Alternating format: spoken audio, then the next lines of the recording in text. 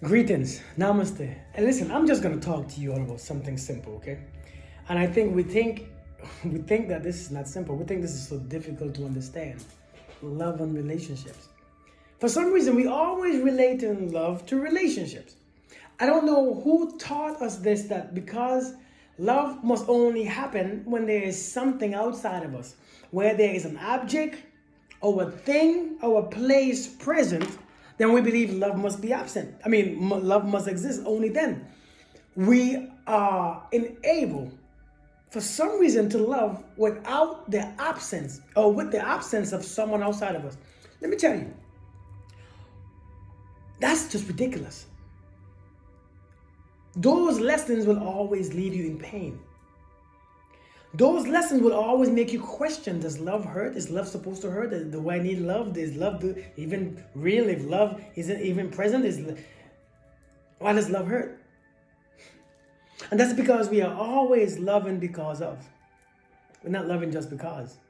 See, it's two different things. When you love because of, you are loving because of a reason. But when you're loving just because, then it's because of who you are. Now, what if we can love just because it's who we are? What if we can love without expectations? There's no reason why. Without whether you are bad, good, ugly, cute, pretty, whether you might be doing something on the side or not, you might be there, you might be with someone else. What if we can love just by loving? See, we always think just because we love, we have to be foolish. We're always going to believe just because we love somebody, we always got to put up with them. Many times we don't even know what we are doing. Let me go to a different direction. Many times we hold people captive because we love them. See, loving is supposed to hurt, but yet we hold even ourselves who are afraid to love. We hold on to things because we don't want to let them go, not realizing that sometimes letting them go is what they need to grow. Letting that thing grow. Sometimes even our family members, we don't want to die. We hold on to them. We don't want to die. Then people are suffering. We would rather have people suffering than to release them. Listen to that again. We would rather have people suffering. Our grandmother, our grandfather, our parents. We would rather have them suffering, feeling guilty for leaving.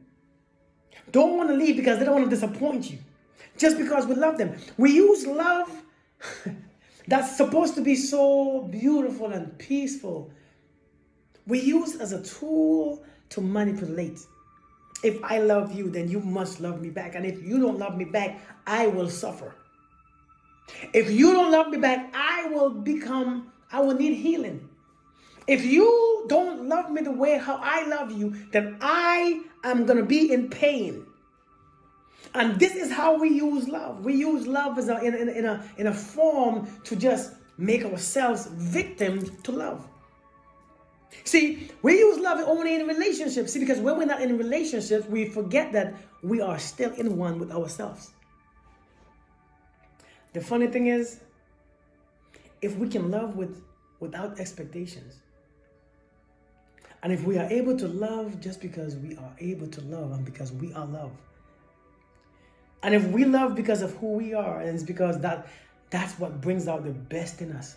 That's what makes us vibrate to a higher level. That's what makes us become aware. That's what makes us glow. It's what makes us who we naturally are in this life. If we can love regardless, then our life will be so beautiful. But no, that's not going to happen. We rather suffer our own love, keeping our own love hostage. We rather keep our own love hostage, waiting for the perfect moment to show it, to express it. Not realizing that the more you wait to express it, you are suffering. We have the ability to love, just love. See, when we actually love, we call it loving hard. Can you love hard? No, love is just love. We just as human beings, we like to put emphasis on certain words to make it sound more important. The thing is, the problem is, many of us don't love. So when we actually find someone who is capable of loving, we say, I love hard. I love too hard, so I always get hurt. It's not the hurt it's not loving hard that makes you get hurt. It's the expectation that make you get hurt. It's people who abuse it and who abuse you and disrespects you that makes you get hurt. And the thing is, we tend to love hoping that they love us back, not realizing that even though they don't love you back, that don't mean that you can't move on. See, with love, the first thing about love is protecting yourself. You protect the vessel that carries love. Love is a universal frequency. It's not yours. It's not his. It's not hers. It's ours. It belongs to the universe. And when you tap into the version of love, you understand. When you tap into the frequency of love, it's a high frequency. It's not what you were used to. So of course it becomes afraid because you are on a high awareness. You are on this high consciousness. And the fear of having that consciousness back to a place where you didn't like operating from. The fear of bringing that consciousness down to a place where you never operated from, it scares you because I don't want to get back down to that level. I want to keep loving. I want to keep feeling this. I want to keep experiencing this. I want to keep being amazing in this frequency. But the thing is, if you understand that this frequency can be always there, dependent or non-dependent on a person or a place or a thing. The frequency was there when you were born, and it was there before you were born, and it will be there after you were passed on. What my point is in this video is this. Stop loving selfishly. Stop trying to hold on to what you love. Hold on to love itself. We are trying to hold on to the things we love, thinking that if we don't hold on to the things, then love disappears. Love don't disappear because it's not a physical thing. The spirit of love is always there. Just because you don't have something in your life physically, in your pocket, in your bed at night, in your household, doesn't mean that you can't love them. And doesn't mean that you should criticize yourself for loving them. See, love becomes fearful when you expect things to last forever. Nothing lasts forever, including you, including me. None of us last forever, physically at least. So what I'm saying is this. We have to break through all those barriers of our own mind, thinking that we are losing something, or we might get hurt, or we might get, discouraged, and we might get in pain, and we might get hurt again because we love hard and hard. We have to change those barriers out and realize love is expressed and experienced in its fullness when there is no barriers, when there is no expectations, when you can just love just for no reason. You can love just because of who you are. See, when you become love, you love. See, when a person is angry, a child angers them, an adult angers them, angers them. The way they clothes angers them. They go to the store, they find anger. They find anger in everything, and it's because of who they are. They think anger is because of the people that's outside of them that's triggering them, right? I'm triggered. No, anger is always there. See, but when you find love, a kind person is always kind to whomever. And I don't care if you are kind to the person, that person don't care because that's the person's nature to be kind. So love is the same thing. When love is present, love is not afraid to express itself because it holds on to nothing. Yet it is everything. This is why it exists, because it holds on to nothing, yet is free to be everything. So why don't we stop being afraid to express what really is and just love anyways? Why don't we? Today's your day. We hold on to this narrative for too many years. Just because I love you, I must have you. Just because I love this shirt, I must have this shirt. Just because I love this car, I must have this car. No, you can love, but you don't have to always have. Sometimes the things that you love will destroy you because you're not prepared for it. It's not supposed to be yours. You love the sunset is not yours. You love the moon, yet it's not yours. You love the rose outside, but it's not yours. You love the temperature, but it's not yours. You love the ocean, but it's not yours. It cannot be yours. It's too much for you. Yet it can be yours in your mind if you just love it and become a part of it. Then it can be you, not yours. You can become it. It can become you. In relationships, we suffer. We suffer so badly trying to change someone into becoming the person that they love more or that we love more. We suffer trying to create something in someone that will make us stay. We suffer because we want to have them be just the perfect person so that we can love them without justification. Or we can be justified in loving them. We want to encourage people to become different, speak different, act different, wear different, grow different, have different potentials, have more potential, have less.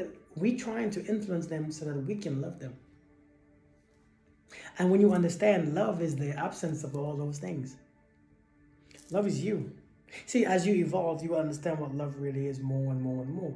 Love is not a thing that you do because somebody is good, bad, ugly, cute. Love is something that you are because that is the universe that we tapped into.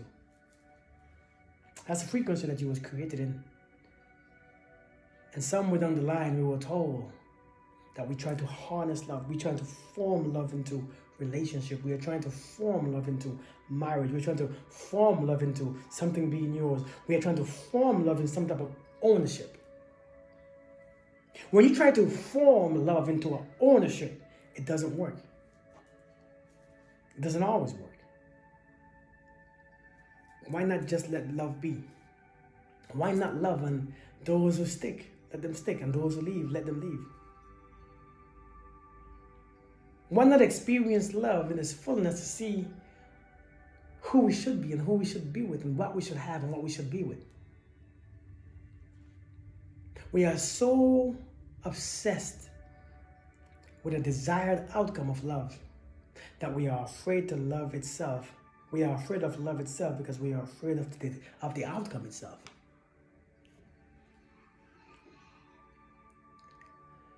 Love freely. Love because you can. Love because you need to, and love because it's your essence. And what is love? Some may ask. Love cannot be explained, described. Love cannot be defined. Love can't be understood if you're not in that frequency. See, some things you have to walk to understand. And I know many will listen to what I'm saying right now and think that, man, you tripping. How can you love this way? That's not love. Many of us consider attachment as love because we need the fulfillment from the outside to feel fulfilled on the inside. We need the attention and the attraction from the outside to feel loved on the inside. But love, if love really and truly starts within, then it's when you give it. It's when it's fulfilled. It's when it's given. It's when it's given, not when it's received. So we are attached to something outside of us to make us feel better. This is why many relationships we are so attached. Because we need them to make us feel healthy, safe, beautiful, handsome, intelligent. We need something outside of us to tell us something about ourselves. That's not love, that's attachment. I'm not saying that there's not love there, but attachment sounds stronger. So it's time to put away those boundaries of love and these reasons for love and just love anyway.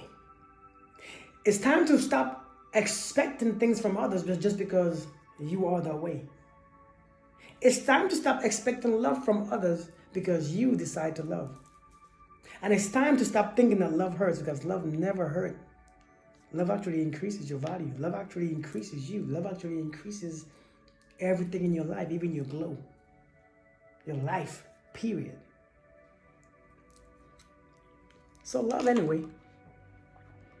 And love freely. And love peacefully. Just love. Namaste.